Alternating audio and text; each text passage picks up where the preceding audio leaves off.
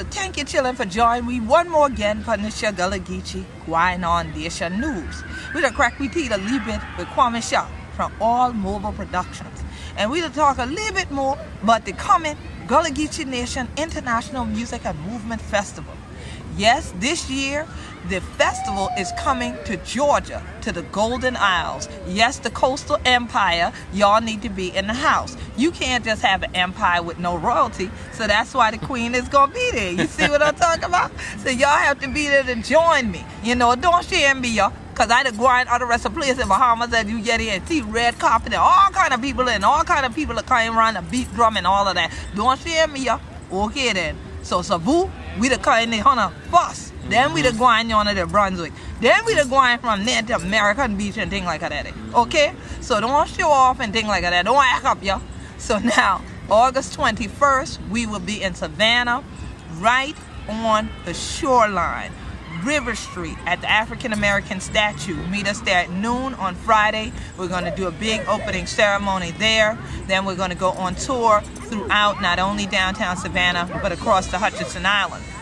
Saturday, meet us in Brunswick. 9 in the morning, we begin our tour. We're going to go over to the Wanderer Memorial, which is actually across on Jekyll Island. And we are also going to spend the rest of the day from noon until 7. We'll be at the Howard Coffin Park, downtown Brunswick.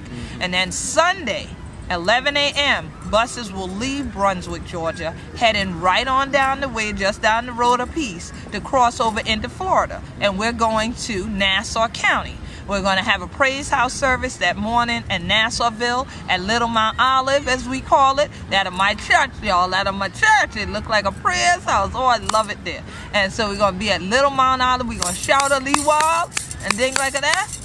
Then we Gwine on yonder through Yulee and O'Neill all the way to Amelia Island, Fernandina, to American Beach. And we are going to pay tribute and homage to our sacred ancestor, the Beach Lady.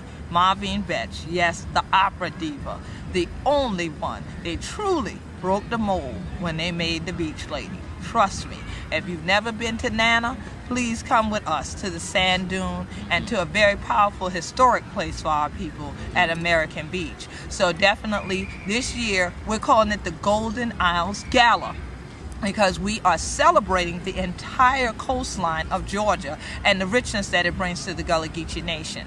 A lot of times people want to say, well, the ones in Georgia are Geechees and the ones in South Carolina are Gullahs. Well, that's a bunch of crackiness, okay? Because look here, all of we the one family, all of we the one people and things like that. That's why you see, say we flag everything got the Gullah Geechee together.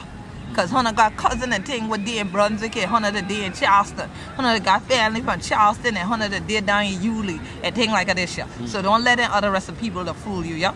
And thing like that. Because in Brock we part like this, yeah? We ancestors become together. So you see, part of that coming together is part of really the same thing that we were just talking about, Kwame, knowing yourself.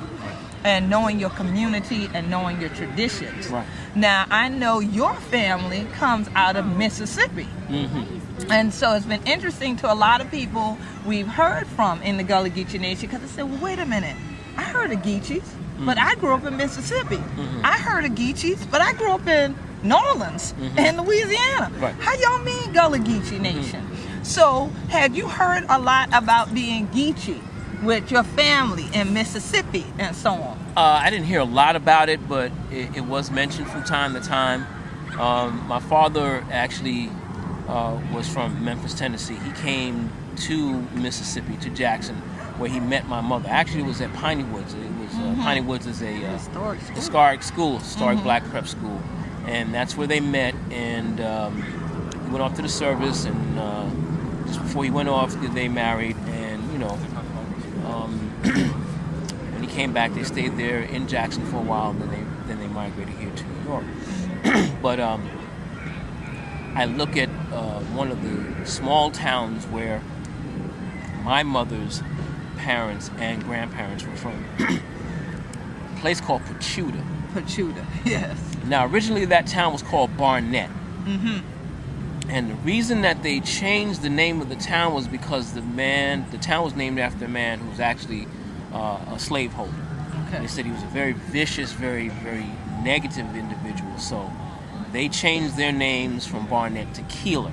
Okay. And they changed the name of the town of Barnett to Pachuta.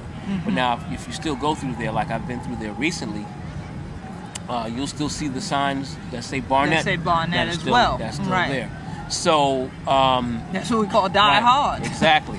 So I know that my great-great-grandfather, Austin Keeler, definitely has Gullah roots. Absolutely, there's no question about it.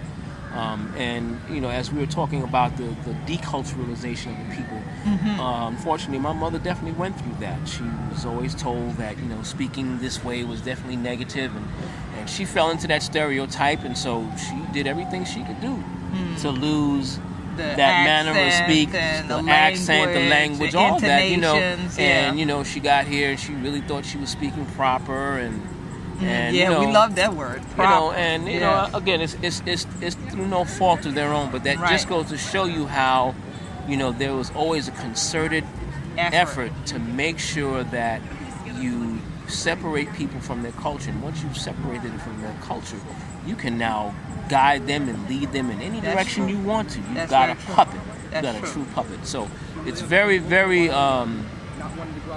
very interesting to see how, like you said, you know, well, these are Geechees here, and these are Gullahs, and these are saltwater Geechees, and it's like, okay, well, what the difference? Do you eat the same food? Right. Do you have the same manner of praise? The same you way. Speak the same language? If the saltwater Geechees from here speak to the Mississippi Geechees, will they understand each other? If the Mississippi Geechee speaks to the Gullahs that are from St. Helena, will they understand each other? Sure do. So of course, so again, you know, let's not let what someone else says is dictate a manner to us. in terms of how you should function, you know, be the order of the day. Absolutely. You know your culture, know your background. Always make sure that you find the good in it and keep that. That's the point. That's the point. And with the Gullah Geechee Nation International Music and Movement Festival, that is what we seek out. Those good things, those blessings. The word Gullah itself means people blessed by God. And so therefore, we seek those good things, and we use the entire festival to thank God for giving us our rich culture, and especially for keeping us, as I said to one of our Council of Elders members, keeping us in our Gullah Geechee right mind. And so that we know that those who are in their Gullah Geechee right mind, they're the ones who are drawn back to what I call it, the clearing and the bush arbor, the brush arbor, who want to be there, who say, yeah, I'm going to come on down there, I'm going to shout a little while with y'all. I'm going to come there, I'm going to beat some drums, I'm going to come there, I'm going to do something else. And you know, it's so interesting because one of the people who's going to guide our tour on Friday in Savannah is Amir Jamal Touré. And many people know him as the African Spirit of Day Clean. They know him from doing reenactments. They know him from some of the documentaries that have been around, various things. And one of the things that, you know, he would often get into with people are this dissension about these titles, whether I'm Gullah, this one is a Geechee, and that kind of thing, and try to get them to see the consciousness level involved in the fact that we are one people. You see, Mother Africa birthed us all from the same womb. We are one people. And so it's so interesting to bring people really full circle when people can capture and know who they are. It's like you can notice when you start playing a drum, there are some people who are going to start moving right away. And there are some people who are going to sit there like, you know, flinching, and you know they want to, but then they look around. And they're not sure, is it all right or is it not? And the same thing happens with the Gullah language. I see people and I say, look at how I'm going to do this evening. Some people say, all right. And some sit there like, I don't know now. And they look over their shoulder. But to see who's watching.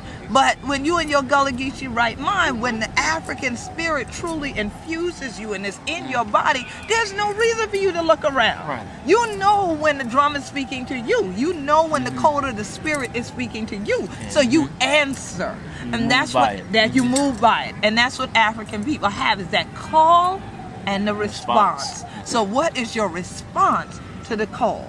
We know that God calls some people and they ain't answering.